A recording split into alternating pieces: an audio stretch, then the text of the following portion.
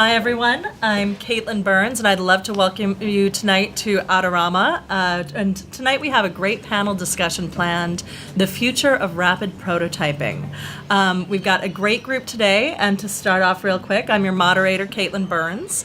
I'm a business consultant for media companies, and I'm COO of Datavized, a immersive design studio that focuses on data visualization in virtual reality and augmented reality. I'm filling in tonight for our panel host, Eric Tinker of the Spry Group. And I'd like to introduce the rest of our panel right now. Why don't we just go down here? We've got two of our panelists in the studio tonight and one of them coming in through the magic of the internet. So why don't we start here in the studio with you, Andrew. Just a little bit about yourself. Okay, so my name is Andrew Politi. I work for Bot Factory, and we're basically a company that makes a desktop circuit printer. What our machine does is it will take an electronic design that you have, it will print it out, and it will also assemble it too. So we're basically helping rapid prototyping from the electronics point of view. Duann, just a brief bit about yourself. That's cool. My name is Duann Scott. I'm with Autodesk working on the Spark platform, which is a platform to help realize 3D printing to make it work because there's so many bad experiences. And coming to us from far, far away tonight is Scott Biben. Scott, why don't you introduce yourself a little? Hello there, everyone. Hi. So my name is Scott Biben. I'm one of the core members of SorcererBot, which is a version of the RepRap, which is a self-replicating 3D printer project.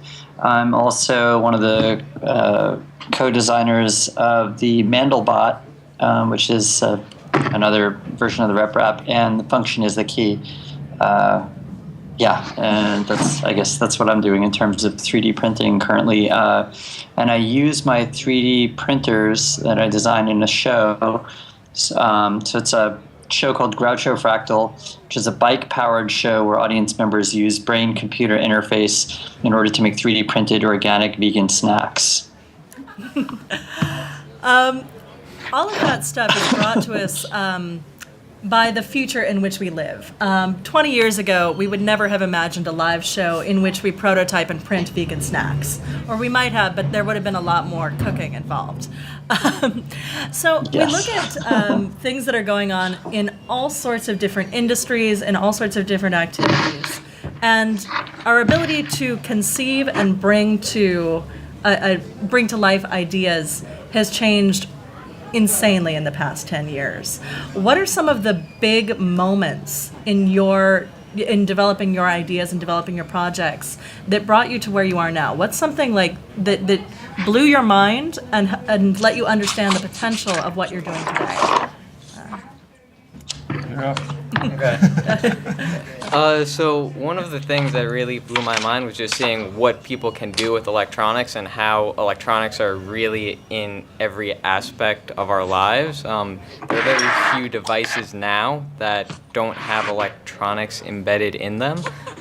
So just being able to think that we can make electronics smaller, we can make them faster, we can help people build a device that isn't just a object, but it's actually something with brains and can sense things and can react to them. That's one thing that I thought was really amazing and really helped me go forward with my project and making sure that, electronics can be made quickly and easily by just about anyone. Yeah, for me it was looking at, I was working as an industrial designer, and every time I stopped working on a project, I stopped getting paid. I think that's lame. I was looking at software developers doing apps for the iPhone, and they could make a project once and sell it multiple times and get this passive income. And so what I was thinking was, why can't a product designer do that same thing? And that's where 3D printing online with a service bureau can help that happen, because you can design something once and sell it to consumers multiple times. And I think that has potential to extend, especially once you include electronics. So if you had a service bureau doing electronics as well as 3D printing, then you could conceivably bring a product to market with zero risk, just your time, which is the way things could be, and we can be super agile and move way faster than big corporations can with bringing a product to market. That's very interesting. Scott, what is a moment in your history that brought this whole idea to life for you? Well, I come from the world of do-it-yourself, radical media, and the punk rock scene, where we would create our own media, be it recordings of bands or zines.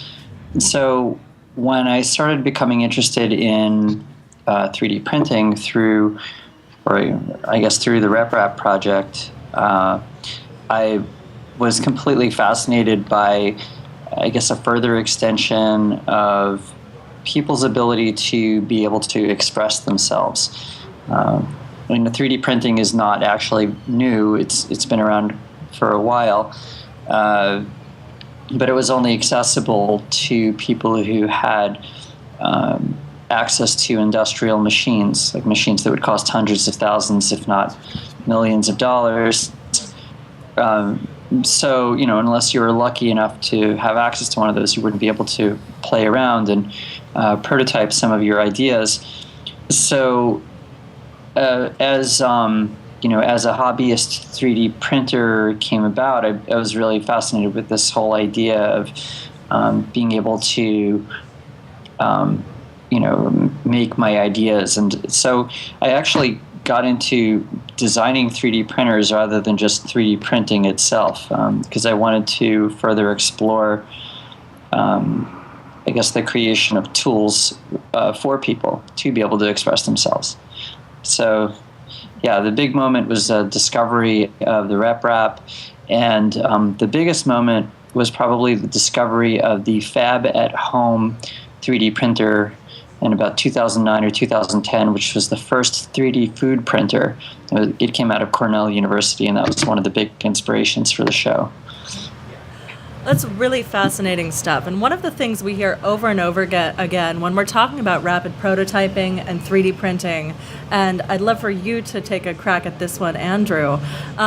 What is it about these tools that why are we seeing so many tools now that are helping put this power into people's hands? And what's your experience building one that really brings that to life? Yeah.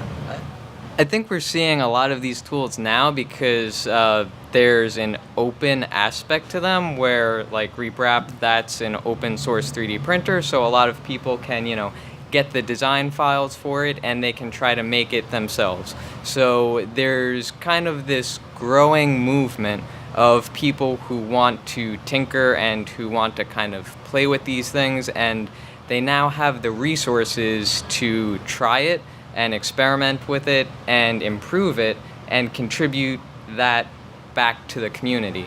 So I think there's a lot of curiosity that we're seeing in people, and an openness where they want to make something and share it with everyone, and instead of wanting to earn money from it or profit in that way, they want to just kind of help their fellow human and have a good time while doing it. And as a follow-up, why when you were tell us a little bit more about Bot Factory. Why did you choose to pursue this line of development, and what does it mean for the user? Like, what does this give them? So I kind of chose to work with Bot Factory because it's a really interesting and challenging project.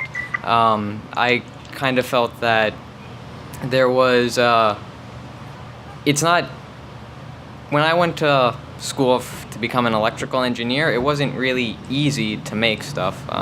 And once you design something, you have to send it away to be manufactured by someone. So I just love helping people make things. So I also love making electronics. So I figured, why not combine the two and make a device that will help other people make electronics, and kind of, if they have this dream of this great idea, just get rid of the friction that would prevent them from making it, and kind of remove any barriers that people have between, the next great thing that they're going to make and actually getting it made. To go sort of broader view, there's been a lot of talk about the ways that 3D printing and rapid prototyping are changing the aerospace industry, or changing the way we think about really big engineering projects. My own experience comes from the entertainment industry, where you look at, say, Iron Man 1, where a group of prop designers had to build that entire suit from scratch, and it would take about 2 weeks to get to one prototype, and it would weigh about 150 pounds. The same sort of idea, building a suit for Iron Man 2, when they moved to 3D printing, it meant within 24 hours, they could have a suit design that they could put onto a body that's about 30 pounds. Those are huge differences in weight and spending and the ability to unlock creativity. Duann, why don't you tell us a little bit about some of the challenges that you find working with big groups and big workflows, and what are some of the solutions you've really been excited about seeing to market? Yeah. So the aerospace industry is super excited about 3D printing because they can lightweight parts to make them equal strength, but way lighter. So the cost of putting it up in the air is reduced massively, and the overall lifetime savings is huge. Unfortunately, to get something in the air has to go through regulatory testing, and the idea of 3D printing is you make each part specifically for the use case. And so if you're making each part separately again and again and again, then the regulatory framework isn't there in place for it. So it's a huge challenge. And that's why we only see parts that aren't mission critical in flight now, because they can't make a bracket which takes all the stress and run that through. So that's we need to reapproach the way we look at approval systems. So same with medical, dental, and aerospace. And I would guess intellectual property as well. What does it mean to be taking something that is digital and turning it into a physical object with that much ability to iterate? Yeah, there's a lot of people thinking that DRM is really important in 3D printing. I'm not sure that it is, because people don't transfer files to people they don't trust. And the internet has a pretty good secure system. We do our banking, we do all of our communication, we do everything online. So these are problems that have been solved. The issue is repeatability based on the setup of the machine. So if you print a titanium part and it's in one orientation in a certain part of the build platform of a machine, and it works fine, if you print it again in a different orientation, then it will fail, perhaps. And so what's more important is to ensure that the machine settings are locked in place more than the IP. And then to take it into a totally different category, Scott, you work with food a lot. And there's a lot of talk around food and 3D printing and using these very complex engineering tools to work with organic substrates. There's, of course, the famous X Prize to print a pizza in space. Whoever does that first has a nice grant that's going to be coming in. Tell us a little bit about what it means to print something that's going to be edible. What is the challenge of that? And please go tell us more about that. Well, the first time I was interested in printing food, the first thing I thought of was it probably would need to be some type of paste that was pre-processed, and it would probably need to come out of some type of syringe. So when I thought about this, I was thinking okay, if we're going to design a syringe, it needs to be really big. So where am I going to find a really big syringe? So the first place I thought about was a veterinary supply place. So I looked for a syringe used for inseminating cattle. So a big 60 cc syringe. That was the first thing. In order to have a big enough chamber to have a whole bunch of goo inside of it. And went through a whole bunch of different thoughts about how to actually do it.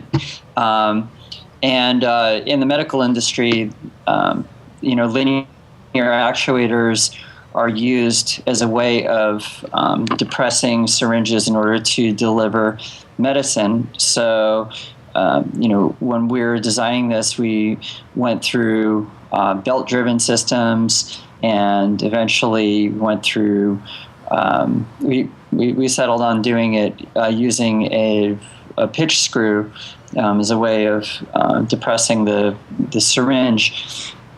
The considerations are basically like thinking about, how consistent the goo was that was being extruded from the goo extruder. We actually call it a goo extruder, like GOO. It's just a matter of thinking about the thickness of it, and that actually gave us a whole bunch of other problems, like how strong should the stepper motor be when I don't know, should we use a geared stepper motor? How precise can we be? How much material is going to come out? And because when the goo would come out, it would expand when it hit the air. So should we refrigerate it? Should we heat it? Just a whole bunch of engineering problems came up while doing this. Some other 3D printers that work with food, they use a pressure system that comes from a little pressure pump, and that's pretty brilliant. There's a pancake bot. It's a pancake 3D printer. It's actually a 2D printer technically, but it basically extrudes pancake batter onto a heated surface and makes all different types of shapes. But the part that I find especially interesting in terms of extruding biological materials is how it can be used in medicine. Because it's not just food. It's like like how can you extrude in order to place a bunch of samples onto a plate, like at a certain thickness. Like, can you prepare slides in this way? Also, in terms of extruding sugar, a lot of the way that organs are being grown right now and tissue are being grown right now is on a glucose scaffold. So basically, they'll print scaffold with sugar, like a shape, and the tissue will grow around it. Like the sugar will act as food. So I guess when we're talking about the biological materials or like food, it's like how are we even defining food? And to leave it with another plot twist. One of the things that I'm very interested in, and I have been interested in for a while, is bioremediation, or using mushrooms as a way of eating plastics that are contaminating our environment. And so technically, I guess if you're printing plastics, if you're printing ABS, perhaps you're printing food for the mushrooms. So I don't know, maybe it's all printing of food, depending on who the consumer is of the food. So this gives us an interesting question, talking about things like bioremediation. One of the benefits that 3D printing or rapid prototyping gives us is, in theory, it's creating less waste than if you were building with a big amount of material and you had to chop it down, or you're using a system where it's more precise, so you don't have as much, additional flotsam and jetsam. But let's talk a little bit about the filaments and some of the stuff that you guys use in the work and in what you're thinking about, and how sustainability plays into the ideas and the practice of what you're building. I can start with that one. The electronics industry is not really known for being environmentally friendly. So originally when you would go to make a PCB, you would kind of have this big vat of acid, and then you would put some waxy stuff on top of a plastic board that had copper on top of it, and then you would basically eat away all of the copper that you didn't want, and then you would have this kind of big vat of stuff that you needed to get rid of.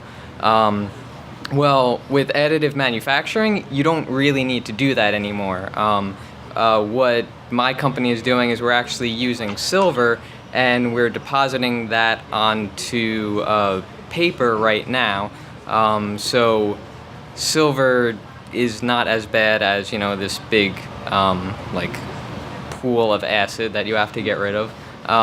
So paper is also biodegradable, so you have less to worry about with that. And you don't have to go through more product than what you need to use. You basically take what you need and you only use that. So there's a lot of advances that are possible. And also there's a lot of other companies which, if you look at where electronics prototyping is headed, you could see that they're starting to print organic electronic devices like organic transistors on, non-traditional substrates. So what's interesting about those, this is not something that Bot Factory or my company does, but these are more research projects that big schools and large organizations do. And these organic electronics, they can be biodegradable. So instead of having a landfill with all of these plastic and metallic parts that are never going to break down, you could have, a flexible television screen that when you're done with it, it goes into a landfill, and a short while later or a long while later, it will break down. So it's more environmentally friendly, and there are a lot of benefits to that. Duann, you've worked a lot with a variety of different types. Do you want me to jump in? Sorry. Give me a second, and then we'll go right back to you, Scott. John, you've worked with a lot of different groups working in these spaces. What sort of what's the filaments with 3D printers? Where is the space with different sorts of materials that are going into these prototypes, and what's some of the impact of that? In addition to precision and efficiency, what are we actually looking at when we're looking at these prototypes? Yeah, what's interesting is the reason why all the rep started happening is because the patent expired for the technology 4 or 5 years ago. Prior to that, it was completely locked down by one company who had the patent for it, and they did material development at their own pace, which was chillingly slow. It was dire. So once we saw the patent expire, then all of a sudden there's this huge Cambrian explosion of material options, prior to which there was 3 or something. And now there's probably, I don't know, Scott, you probably tell me how many filaments there are available, like 100 different material options. And so as we see the different patents expire on the 3D printing process, so 3D printing is not one machine. It's probably 6 basic technologies which we put under the umbrella of 3D printing, but they're very, very different. There's lasers involved in some, there's powder bed adhesion in some, there's filament extrusion in some.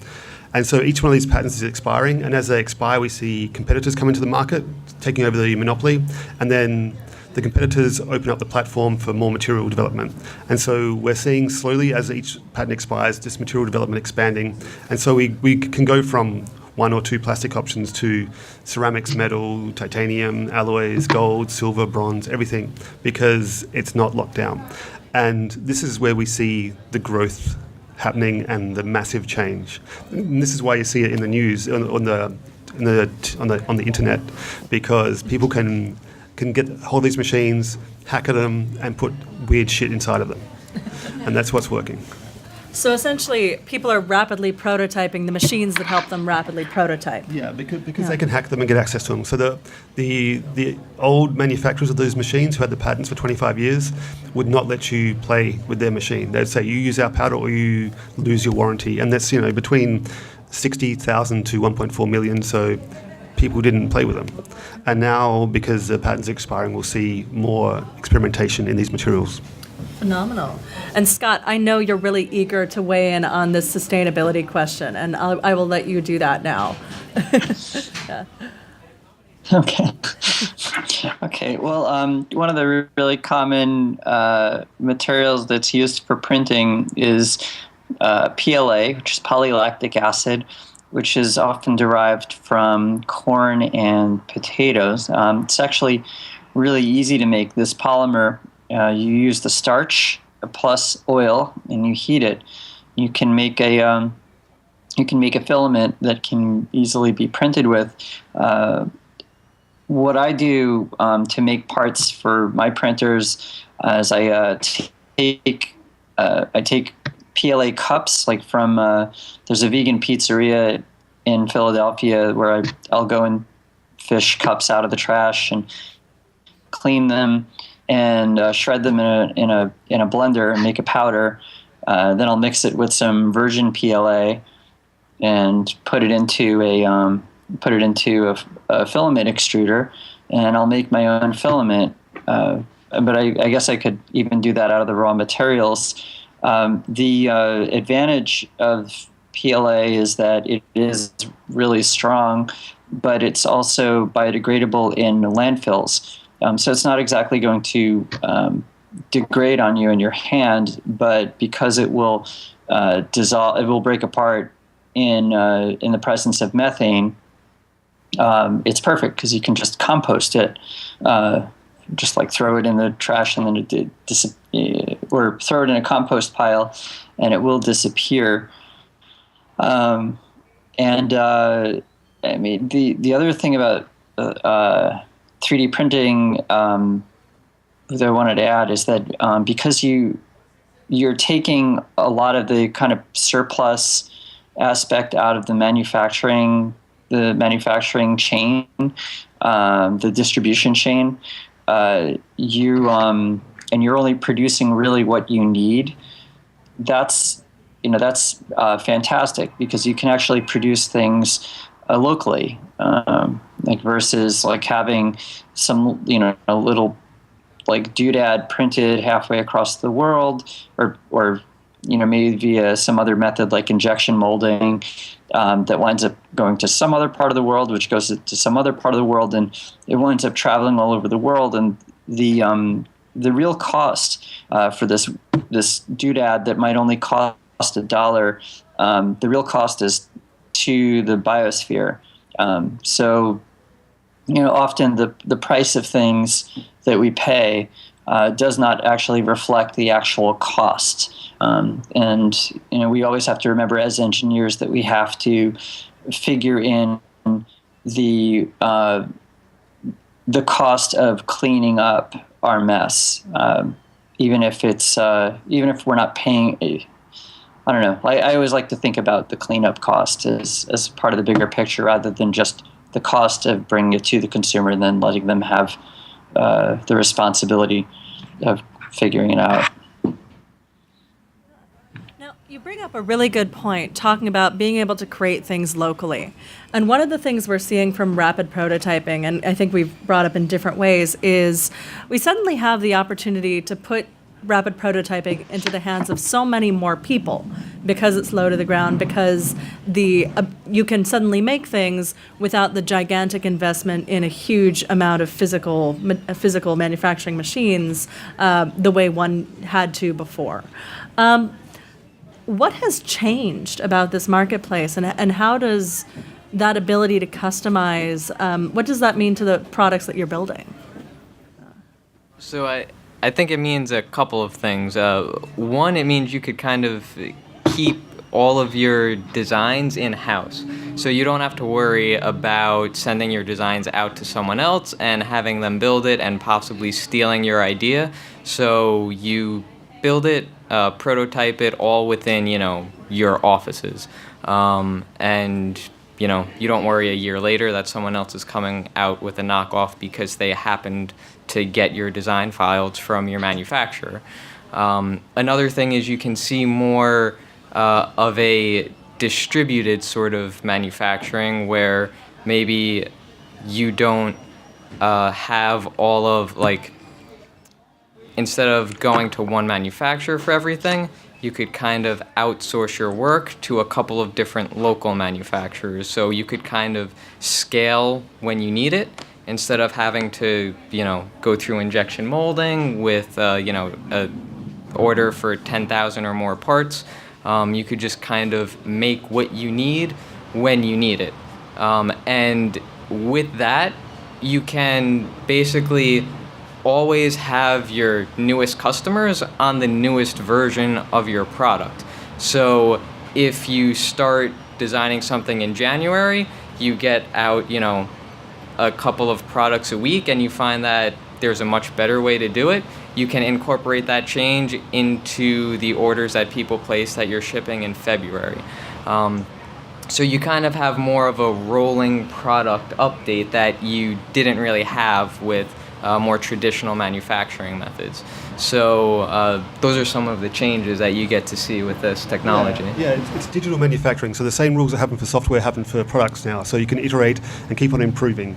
Unfortunately, you can't give someone an update and change their product afterwards until we have some sort of quantum entanglement. Yeah. But it means at least you can continuously iterate, and one thing you said about someone can't steal your idea because they don't have your files. They can steal your idea way faster because they have the same access to the tools that you do. So if you're using a certain technology and it's accessible everywhere, then so does your competitor, and they can take your idea and improve upon it and then go to market. So I think it makes people more agile and iterate much faster, but there's also people knocking at your door all the time or biting at your heels. So it means you have to be good, otherwise someone's going to take over. Now, the speed of business being much, much faster is really compelling. But on the other side of that, what does it mean for the opportunity of business? Being able to have a much more diverse set of products or opportunities in that consumer product space. Yeah. Duann, I know you've done some work on this. Maybe you'd like to share an anecdote. I guess I look at like it's Detroit versus New York. Yeah, Detroit made cars, and New York made lots of different things. And when cars didn't work out so well, Detroit is screwed, whereas New York keeps on evolving because it's got this diversity. I guess it can work negatively as well. So if you look at what Quirky did, in that they were trying to put out like 2 products a week or something, and they just tanked because they couldn't focus and they couldn't iterate on their designs. They would punch something out and then just run to the next thing. So I think we need some sort of balance between this diversity and also focusing on what you do best. Because if you made a printer which printed food and electronics and and human cells, I'm pretty sure that 2 of them may not work out well. And Scott, your work provides a really interesting case study because you're dealing not just with rapid prototyping and printing pieces, but a live show. How does that work for you with a live audience, building something and having a result while you're there? What are some of the challenges you face with something that's moving that quickly when you have to perform? Well, one of my favorite lines from the movie Spaceballs is, "Even in the future, nothing works." So I guess when things don't work, I always have to have a good sense of humor. But having things like having so many different variables operating at the same time really pushes me to kind of getting things together as well as possible.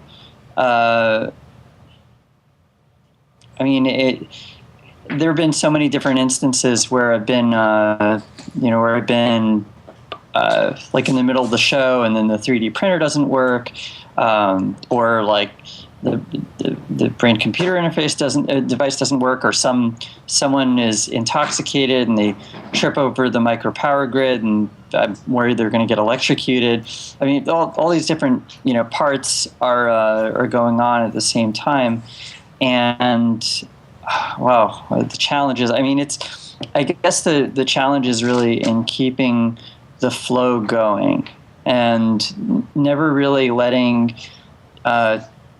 technical glitches get in the way of the flow of the show. So basically, just have to laugh when things go wrong, and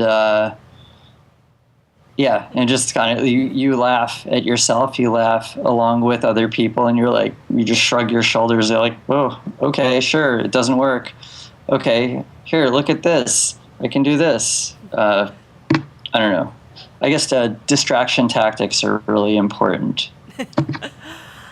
Speaking of distraction tactics, We've talked a lot about the physical manufacturing side of rapid prototyping. What goes into the digital side, the conceptual side, where you're designing these pieces now that's new? What have been some of the challenges of connecting them to these physical manufacturers? And what can we do now that we couldn't 5 years ago or 10 years ago? In terms of electronics, you can do some interesting things with like flexible circuits that you couldn't do before. You could also print some interesting like capacitive sensors that you couldn't print before, and with some new filaments, you can integrate them into like 3D models and have like this kind of object which it's whatever shape you want, and it can be almost any sort of sensor you want that you really couldn't do before, because you've got more substrates to use, more materials to use, so you have a whole lot more options. And the issue is now having software which can kind of capture all of that complexity without overburdening the designer with, how do I specify what I want made. Yeah, so we need a new generation of software for these manufacturing tools. So currently everyone's using engineering software that was designed for subtractive manufacturing, so for milling, machining, folding, bending, injection molding. But you need to approach design in such a different way when it's additive, because you lay down particles where you need them and you don't where you don't want them. You just let it be. And the design tools don't really exist for that yet. And so we're working with one company called Voxel 8, who are based out of Boston, who are making electronics 3D printer with componentry. So you can print a microphone, you can lay the traces in 3D, you can put the components in, and you can print this solid object which has all the embedded parts. But there were no design tools to do that. So they had a machine, but no way to get the idea to the machine. So we developed some software in coordination with them so that they can actually use their machine. And we're going to need to see more of that. So when it comes to multi-material 3D printing, there's no actual software which tells you how to do multi-material 3D printing, yet there's a multi-material 3D printer. So we need new software to sort of unlock the potential that all these machines now have. And Scott, how do you go about, is there a digital development side to the work you're doing, or is it all still physical? Scott? There's definitely a digital development. Yes, can you hear me okay? Yes, Hello? yes, we've got you now. Okay. Yeah, there's a software development side, there's a hardware development side. And both of them are integrated. I mean, you basically you have a problem with the hardware, and you have to kind of figure out how to code it to do the right thing, and then I don't know. It's basically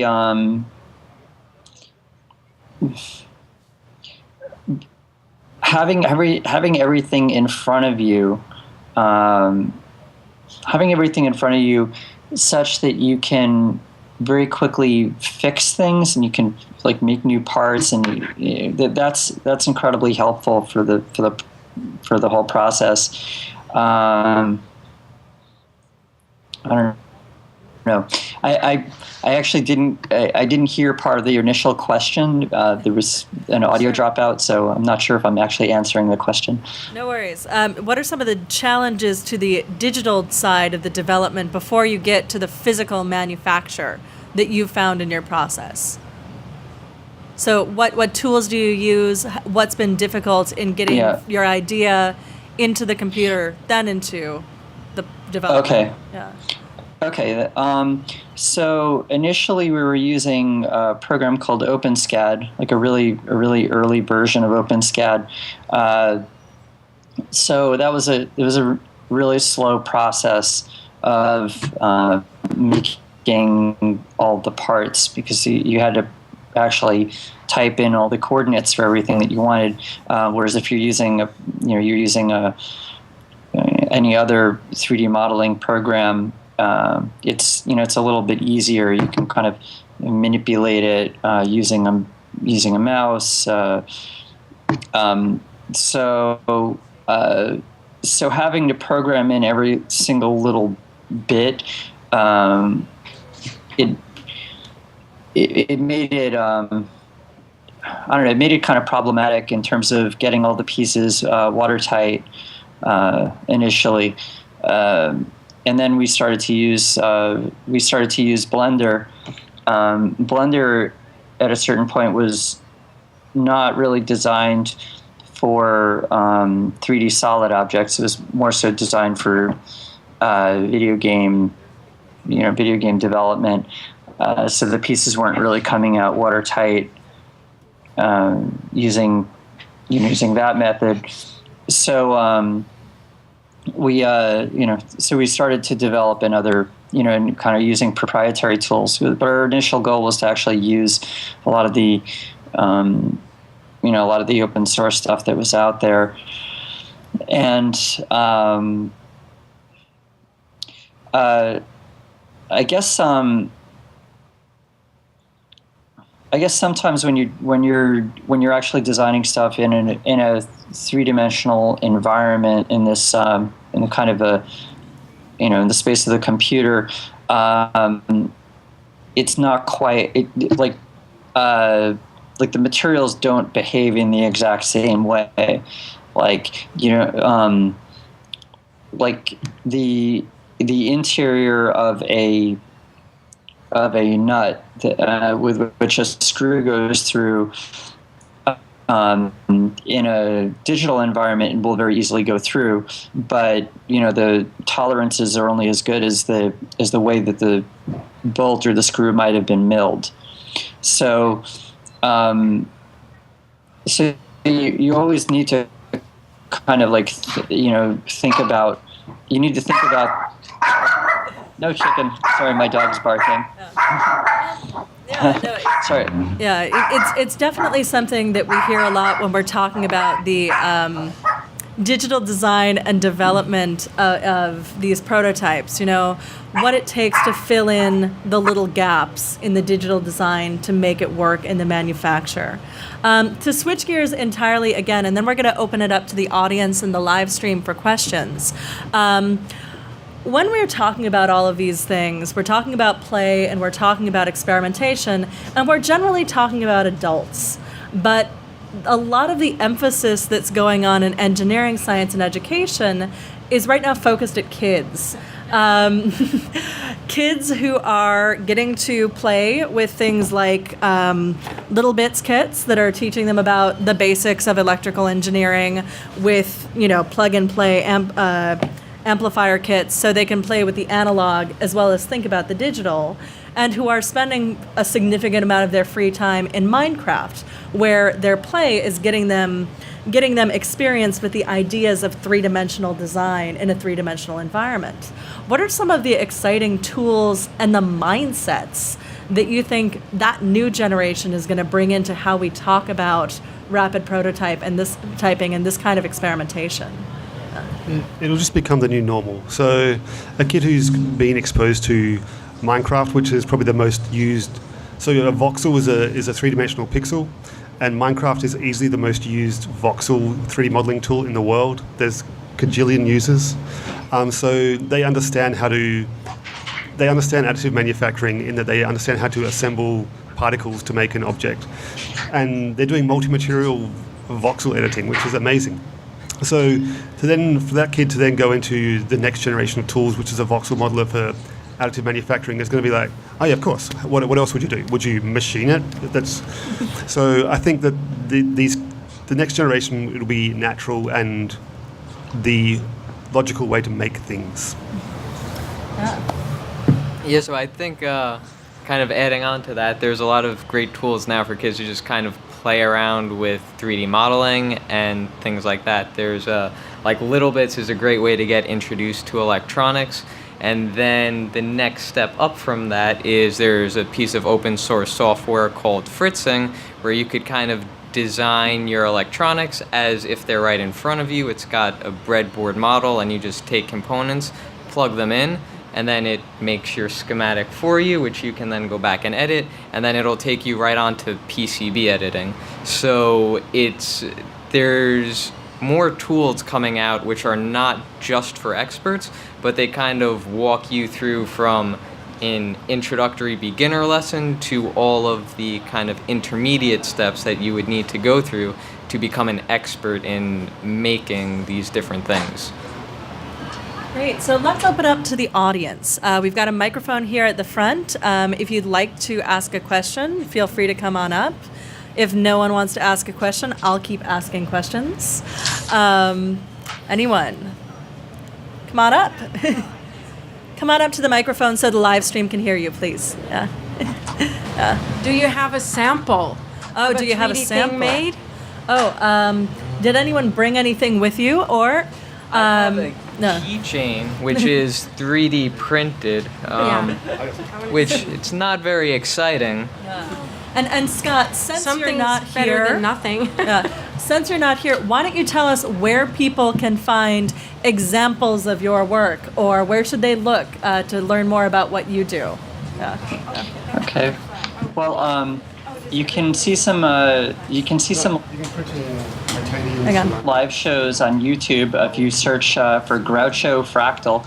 I have a website as well, grouchofractal.org. I'm currently in the process of putting up a new version, but if you want to see a description, you can go to eviltwinbooking.org/live-arts/Groucho, spelled like Groucho Marx, dash fractal. The documentation for the Mandelbot should be up fairly soon. I'm hoping to have it up by the end of November, and if you come see the live show, you can kind of check out what kind of gear there is. It's always constantly changing. Very cool. Duann, what's a good website or a resource for people to go to check out these materials, or to see what the new options are, or where to get a sense of the variety of these rapid prototypes? Yeah, if you go to, I think, a site called 3dprint.com, they have a barrage of information coming out every day of random things that are happening in the industry. And if you want to get access to a 3D printer without buying one, you can go to shapeways.com, which is an online 3D printing service. So there you have a wide range of materials, from nylon to acrylic to stainless steel to sterling silver, brass, bronze, gold, platinum, blah, blah, blah. And there are a few marketplaces for these items too. What are some of the ones that you like best? So probably, the biggest one is Shapeways, which is an online marketplace as well. So you can take a product to market and they'll print it on demand and send it to your consumer, and you just get the cash. So it's a way of getting that passive income for a design. So you can buy someone else's design or sell your own. There's also Sculpteo, I Materialize, also have a printing service and a marketplace. So it's an easy way to get access to those materials now. Where should they be looking for your stuff? So for electronics, there's not as many resources, but there are a few where you could go and just Google like electronics designs. But right now, you may be able to find some on like the Thingiverse by MakerBot, where people are designing this thing and it needs some electronic component to it. So you may be able to find electronic designs that go hand in hand with a 3D object that's being printed. But right now, electronics doesn't have that huge, like, this is a great repository for designs. Yeah, there's Circuits.io, or 123D Circuits, is an online design tool for designing your own circuitry. What do you call it? Is it circuitry? Well, it's more of a schematic. Yeah. And so the next generation of that will be 3D as well. So you can then design a 3D printed part to have those electronics built into them as well. Yeah. And there's a service involved as well. So you can design it and then they'll manufacture it and ship it to you. Yeah. And I'm assuming people can see your stuff in action at the Bot Factory website, correct? Yeah. If you want to see like electronics being made or how our machine works, you can check out botfactory.co to see like it printing or assembling circuits. Great. If you, in the audience over here, if you want to just make a line behind the microphone to ask your questions. Yeah. You can go first, because it's you. All right, so we've got a couple people lining up for those of you at home. Yeah. I was just going to ask if you guys have any really particularly great books or resources to recommend for people that want to teach themselves how to begin designing in software. The internet. So YouTube is the best way to go. There's loads of different places. If you want to get paid, there's lynda.com, has really complex. Can you spell that out? lynda.com has things you can pay for to do proper tutorials through, but YouTube has so much information. Yeah, I had a question. Is there any like printable, inflatable type like structures where you could actually print the uninflatable portion large enough and then inflate it? I haven't seen any research on that yet. There are. Yeah, you can actually. Sorry. Go ahead. You want to go first? Well, I just know that there are flexible filaments that don't necessarily have all of that, but I think Scott could answer better than I can. Thank you. So there are actually several different flexible materials that are out there that are used in medicine, especially for creating flexible bladders for pumping blood or for pumping air. If you're looking for just to make an inflatable thing, like an inflatable toy, there's a material called Ninja Flex that people are printing with. A good place to kind of look for these materials is in like they're I'm trying to remember the name for this type of motile device, but it's there are these robots that are inside of they're these robots that will move kind of like a caterpillar, and they're just basically these like little servos that are encased in 3D printed silicone like material. So yeah, you can definitely make inflatable stuff. You could print with silicone. Hey, so I'm curious about what you see as the future of non-software ways of designing. So like right now, if someone's a sculptor and they don't want to get involved in software, they can sculpt something and laser scan it. Maybe there's a future in like haptic equipment or something like that. Can you speak to that a little bit? Yeah, scanning's a really good gateway to 3D print. If you don't, but it still needs software. Everything's software. It's basically, if you don't have a digital file, you can't make that thing happen. And scanning is a good entry-level way, but often you need to modify, improve, and hack at that to make it work. Yeah. Some of the scanners are fairly new to market for 3D printed objects, and things like the Google Tango that will go and scan a room is only in its first dev kit shipping now. That's going to be really fascinating as we move into virtual spaces too, and how we can collaborate in virtual spaces that are scanned or digitally designed. And there's a lot of potential for that, but you still have to be fairly literate with the back end of animation or the software tools. Yeah, it'll come in everything. So right now you can take 40 photographs of an object around it and make a 3D model from that without having any scanning software. Like it's some word, photogrammetry they're using. Photogrammetry, yeah. So and then all these. So Apple bought a 3D sensing company. Intel have something. So everyone's looking to 3D space, and it's going to be in every device eventually. And then it may not be necessarily about printing, but recognizing the objects around you, and then how you interact with them will be interesting. So we have a There are also question. several different. Oh, sorry. Oh, there are also. Should I go, or do you want to go? Go ahead. Yeah. Okay, there are also several different pieces of software that are being developed for VR or virtual reality environments in which you can use your hands to create sculptures, or you can use controllers. I'm trying to remember the name of the program, but it's there's a paint program that is part of the development kit for the valve. I'm trying to remember the name of the valve. I think is it the Vive? It's the HTC Vive. Yeah,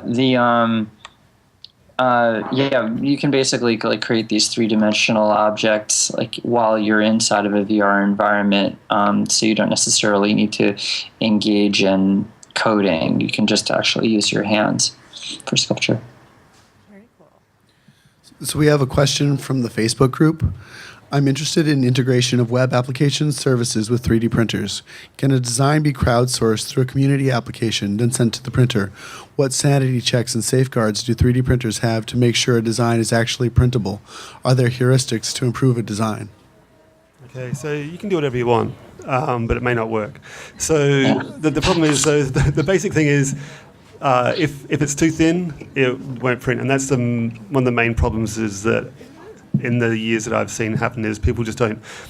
Any design you do in any industry, you need to design for the materials and processes by which it's going to be manufactured. If you don't understand those materials and processes, then you can't design for it well. And 3D printing is not a magic box where you can design poorly and get awesomeness out. Whatever you put in, you get out. So if you do flawed designs, you'll get flawed objects. So it's all about understanding the materials and designing for it. Well, I can add a little bit to that too. The printer that I made, we put a lot of effort to make sure that the software is really good and easy to use. So we actually try to check all of the users' designs before we print them, and while we don't stop you from printing anything, we will kind of show you a preview so you can look at our preview of what we know we're able to print, and you can see that your design either matches what we say we're going to print or it doesn't match. And if it doesn't match, then you kind of have to go back and, rework your design so that it does. And I think some other like slicing software will show you kind of a preview of what it's going to do, but of course there are printer settings and material properties that you have to worry about that the slicer doesn't necessarily know, so that could also spell trouble. Yeah, and you need to know design intent to be able to do that. So let's say you're designing an iPhone case and you make it too big. It's not going to fit if your design is flawed. But maybe the designer wants to put some plastic object in between the iPhone case and the iPhone, and so they've designed it oversized for that reason. It's almost impossible to control that, and you just got to let things happen and let people learn from their mistakes, because that's failure is the best way to learn. So I think we're going to wrap it up, and I'd like each one of you to leave our audience tonight with what's the next big challenge that you hope that everyone in the room, at home, on the internet, and out there in the world is going to be able to approach and solve in this space? What's the big challenge and what's the coming thing? I would love to see a kind of all-in-one 3D printer where you could kind of make any material you want with any sort of density and just have everything integrated together. So instead of having, my circuit printer with someone else's object printer and then integrating them, you could have, a fabric printer, so you could print a garment that maybe has some hard plasticky parts to it and has some electronic wearable device, just printed and integrated right into that. And of course, just have it connected to the internet so you could access it from anywhere and, print whenever you want. Yeah, and the other side, so there's three things that make additive manufacturing happen. There's software, hardware, and materials, and they all need to go hand in hand at the same time. So if you have this magic machine which does everything, if you don't have the software which can design for it, then it's just a magic machine which does nothing. And if you don't have the materials developed for that magic machine, then you've got a magic machine and awesome software with no way to make these objects happen. So what I think is important is that we see all three things happen simultaneously so that we can make the magic machine magic. Scott, let's hear from you. So one of the things I think we're going to see is a shift in the types of things that we consume. That if we have 3D printers in our communities, in our homes, I think that it's going to be less likely in in decades to come that we're going to have pre-made objects already. So we'll wind up having a distribution of materials, like raw materials, of varying qualities. For example, if you're going to 3D print a circuit, it's possible that that you won't actually have the same type of you won't even have the same type of circuit creation anymore. You won't have like surface mount circuits. You'll actually have different materials with different resistance and capacitance being printed onto various types of substrates. It won't actually look like a circuit board any longer, and you'll be able to have everything printed. You won't have as many distinguishable parts. That's what I think is going to be in the future. I want to thank all of our panelists, as well as Eric Tinker, the Spry Group, and of course Adorama, for being here, for helping us be here tonight, for being here tonight, and of course everyone who's come and who's watching at home. We hope you'll tune in again. Join us at the PAX Solaria Facebook group, and let's give a round of applause to our fantastic panel. Thank you, guys.